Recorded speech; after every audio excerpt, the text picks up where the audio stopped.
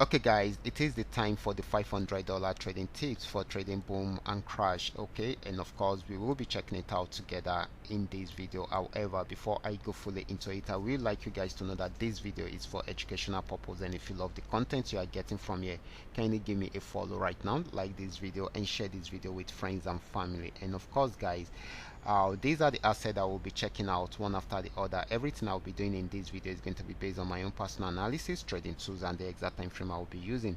The performance also depends on when you are seeing this video, okay?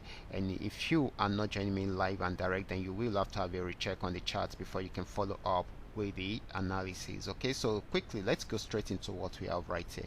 This is boom 1000. I'm on 5-minute time frame using the 3M trend milker trading indicator to do my analysis right from here. So this started an uptrend right from here. It kept on buying till it got to this resistance zone.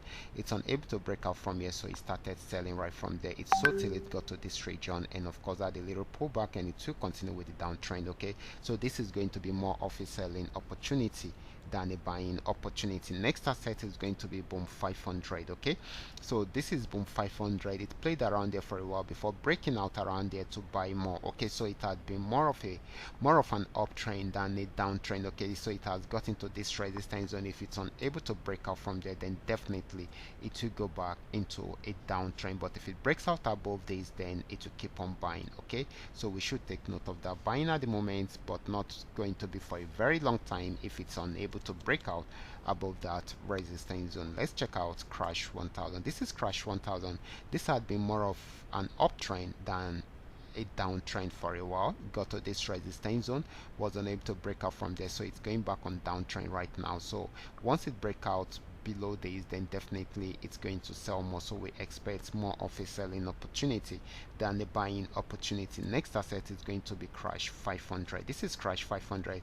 This had been more of a downtrend for a very long time. Got into this support zone, has not been able to break out below it, and of course once it breaks out below it, it will keep on selling, but if it does not, it will go back and on an uptrend. Okay, so this is very important. This is still selling at the moment, even though it might not be for a very long time. Okay, next asset is going to be V75. Let's check it out right away. This is V75.